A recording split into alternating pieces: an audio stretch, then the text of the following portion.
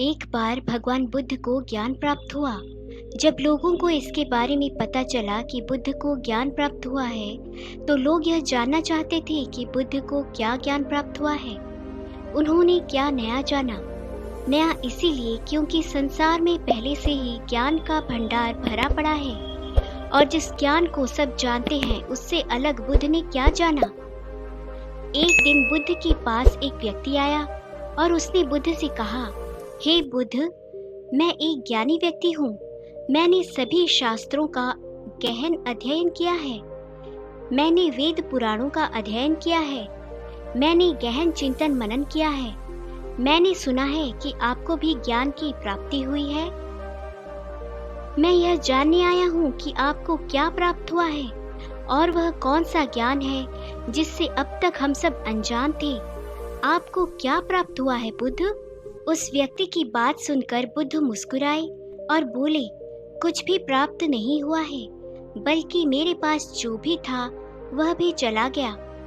व्यक्ति ने कहा, आपसे क्या चला गया बुद्ध? बुद्ध ने कहा, लोभ, मोह, माया, लालच, ईर्ष्या, क्रोध, कामना, इच्छा, वासना, यह सब मुझे छोड़ चुके हैं। वह व्यक्ति बोला, फिर आपने क्या पाया बुद्ध? बुद्ध ने कहा, कुछ भी नहीं। इस पर वह व्यक्ति बोला, फिर लोग यह क्यों कहते हैं कि आपको ज्ञान की प्राप्ति हुई है? क्या आपने ज्ञान प्राप्त नहीं किया? बुद्ध मुस्कुराए और बोले, मैंने ज्ञान प्राप्त नहीं किया। ज्ञान तो सर्वत्र है, कण कण में मौजूद है, उसे प्राप्त करने की आवश्यकता नहीं है। मैंने तो केवल अपना अज्ञान खो दिया है। अज्ञान खोने के बाद क्या बचता है? व्यक्ति बोला, अज्ञान न होने पर तो सिर्फ ज्ञान ही बचता है। बुद्ध ने कहा, जब ज्ञान और अज्ञान दोनों ही ना बचे तब क्या बचेगा? वह व्यक्ति बुद्ध के चरणों में गिर पड़ा और बोला, हे बुद्ध, इस स्थिति के बारे में तो मैंने कभी विचार ही नहीं किया। बुद्ध कहते हैं, मेरे पास जो कुछ भी था मैंने सब खो दिया। सब छूट जाने के बाद मुझे पता चला कि जिन चीजों से मैं प्रेम कर रहा था, जिन चीजों को मैं पाना चाहता था, वह सत्य ही नहीं था। फिर वह सत्य क्या था जिसे बुद्ध ने प्राप्त किया? बुद्ध कहते हैं कि मैंने सब कुछ खो दिया, तब मुझे ज्ञान दिखाई पड़ा। लेकिन इसके विपरीत हम सब कुछ पाना चाहते हैं। बुद्ध खोने की बात करते हैं और हम पाने की बात करते हैं। हम ध्यान करते हैं ज्ञान प्राप्ति के लिए, लेकिन क्या हम स्वयं को अज्ञानी मानने के लिए तैयार हैं? क्योंकि जो ज्ञानी है उसे ज्ञान प्राप्त करने की क्या जरूरत है, क्योंकि वह तो पहले से ही ज्ञानी है। और एक समस्या यह भी है कि हम अपने आप को ज्ञानी मानते हैं और ज्ञान भी प्राप्त करना चाहते हैं। भला यह कैसे संभव है? क्योंकि ज्ञान तो उसे ही हासिल हो सकता है जो अज्ञानी हो। पहले तो हम यही नहीं समझ पाते कि ज्ञान क्या है और अज्ञान क्या है।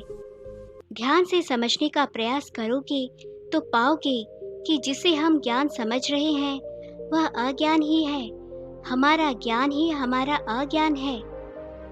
उदाहरण के लिए, हमारा ज्ञान कहता है कि हम श्वास लेते हैं और जीवित रहते हैं, लेकिन अगर ध्यान से देखोगे और विचार करोगे तो पता चलेगा कि हम कभी श्वास नहीं लेते। श्वास स्वतः ही चलती है, क्योंकि अगर हम श्वास ले सकते और बंद कर सकते तब हम कभी भी श्वास को बंद कर सकते थे और शुरू कर सकते थे। फिर कोई भी व्यक्ति मुर्दा ना होता। अगर मुर्दा होता तो मुर्दे भी सांस ले रहे होते। तब यह हमारा ज्ञान ही है जो कहता है कि हम सांस लेते हैं। धरती पर जब से मनुष्य आया है तब से अब तक मनुष्य एक ही प्रकार से चल रहा है। क्या आपने गौर किया, व्यक्ति गरीब हो या अमीर, सब में एक ही जैसी भावनाएं हैं। सब क्रोध भी करते हैं, सब प्रेम भी करते हैं, सब स्वार्थी हैं, सब लालची हैं, सब एक दूसरे से आगे भी निकलना चाहते हैं। इतिहास में बहुत बड़े बड़े राजा और सम्राट हुए जिन्होंने अपनी इज्जत बनाने और बचाने के लिए बहुत कुछ नष्ट किया, बर्बाद किया। लेकिन आज वह राजा और सम्राट नहीं है, उनकी जगह हम हैं। जो एक राजा या सम्राट करता है वही एक गरीब व्यक्ति भी करता है। वह भी अपनी इज्जत बचाने के लिए कुछ भी कर सकता है, किसी भी हद तक जा सकता है, कितना भी गिर सकता है, किसी की भी हत्या कर सकता है, किसी को भी बर्बाद कर सकता है और खुद के प्राण भी ले सकता है। और अंत में चाहे कोई सम्राट हो या कोई गरीब व्यक्ति हो, दोनों एक ही स्थिति में प्राण त्याग करते हैं। एक सम्राट हो सकता है कि युद्ध के मैदान में अपने प्राण त्यागे और एक गरीब व्यक्ति हो सकता है कि अपनी झोपड़ी के बाहर खुले मैदान में प्राण त्यागे। लेकिन प्राण निकलने में पीड़ा तो एक जैसी ही होती है। हजारों सालों से सब कुछ एक जैसा ही घटित होता आ रहा है, उसमें कोई बदलाव नहीं हुआ है, सिर्फ चेहरे बदल रहे हैं। फिर भी हम इतने ज्ञानी व्यक्ति हैं कि उन सब से हम कुछ भी नहीं सीखते। हम भी वही गलतियां दोहराते हैं जो पहले ही हो चुकी हैं और उसका परिणाम भी हम जानते हैं, फिर भी उन्हीं गलतियों को बार बार दोहराते हैं। इसीलिए बुद्ध कहते हैं हम अज्ञानी हैं, क्योंकि जिसे हम अपना ज्ञान समझ रहे हैं वही ज्ञान हमें सत्यता से दूर रखता है। बुद्ध जिस सत्य की बात करते हैं, उन्हें जो सत्य प्राप्त हुआ या जो सत्य होता है वह ब्रह्मांडी होता है। वह हर जगह, हर समय, हर स्थिति पर एक जैसा ही होता है, उसमें कोई बदलाव नहीं होता है।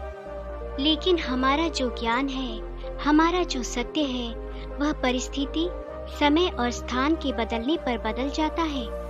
एक सत्य जो भारत में सत्य है वह दूसरे देशों में असत्य हो जाता है। जैसे प्रेम और करुणा एक यूनिवर्सल सत्य है, यह हर जगह, हर स्थिति में एक जैसा ही होता है। यह हर जीवों में एक जैसा ही प्रकट होता है, चाहे इंसान हो या फिर चाहे वो जानवर हो। जैसे एक माँ अपने बच्चे से प्रेम करती है, वैसे ही एक गाय अपने बछड़े से प्रेम करती है। प्रेम जाति, धर्म और शारीरिक बनावट से परे है। इसीलिए बुद्ध प्रेम और करुणा की बात करते हैं। लेकिन बुद्ध जिस प्रेम और करुणा की बात करते हैं, हम उसे समझ नहीं पाते। प्रेम तो हम भी करते हैं, लेकिन क्या वास्तव में हम प्रेम करते हैं? एक पति कहता है मैं अपनी पत्नी से बहुत प्रेम करता हूँ, लेकिन कुछ समय बाद ही वही पति अपनी पत्नी की हत्या कर देता है। अब यह कैसे संभव है कि जहाँ प्रेम था अब उसकी जगह क्रोध ने ले ली? क्योंकि यहाँ प्रेम था ही नहीं, सिर्फ शारीरिक आकर्षण था, इसीलिए वह समय के साथ बदल गया। हम प्रेम या कोई भी व्यवहार कहाँ से सीखते हैं? यह हम अपने परिवार के आसपास के लोगों और समाज से ही सीखते हैं। हमारी बुद्धि हमारे विचारों से ही निर्मित होती है, लेकिन हमारे आसपास के माहौल से ऐसे विचार हमारे अंदर डाले जा रहे हैं, जिससे हमारी बुद्धि और समझ का पतन होता जा रहा है, वह विकृत होती जा रही है। प्रेम एक स्वाभाविक प्रक्रिया है जो स्वयं प्रकृति की देन है और यह प्रकृति का एक हिस्सा भी है। प्रकृति हमसे प्रेम करती है, यह हमारा सभी प्रकार से ध्यान रखती है, लेकिन इसके बदले वह कभी हमसे कोई मांग नहीं करती, जबकि हम ही प्रकृति को नष्ट करने में लगे रहते हैं। यह वह प्रेम है जो हमारे अंदर भी होता है, लेकिन हम इसे भूल गए हैं। जिस प्रेम को हम जानते हैं और प्रेम समझते आ रहे हैं, वह बनावटी है, वह स्वार्थ पर टिका हुआ है। उसे हमने बाहर से यानी अपने समाज और आसपास के लोगों से सीखा है। समाज में जैसे दिखाया जाता है, हम बिल्कुल वैसा ही करना चाहते हैं, वैसा ही बनना चाहते हैं। हम वैसा ही प्रेम भी करना चाहते हैं। हम हर चीज में समाज की नकल करना चाहते हैं।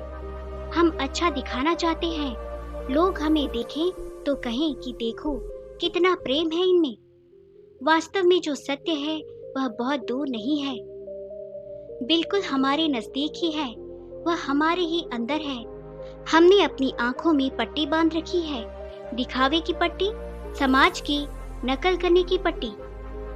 इसीलिए हम अपने अंदर के सत्य को देखना ही नहीं चाहते, या यूं कहो कि हम इतने व्यस्त हैं कि हमें यह सोचने का समय ही नहीं है कि हम रोज जो कर रहे हैं उससे हटकर कुछ और भी किया जा सकता है।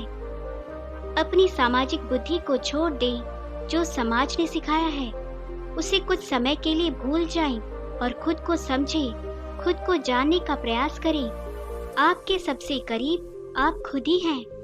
आपसे ज्यादा आपके करीब और कोई हो ही नहीं सकता। दूसरे किसी भी व्यक्ति से ज्यादा आप स्वयं को बेहतर जानते हैं। देखें कि आप क्या जानते हैं। क्या सच में आप अपने बारे में कुछ जानते भी हैं, या बस ऐसे ही जिए जा रहे हैं? जन्म लेना और रोते चिल्लाते इस दुनिया से चले जाना इस जीवन का उद्देश्य कदापि नहीं है।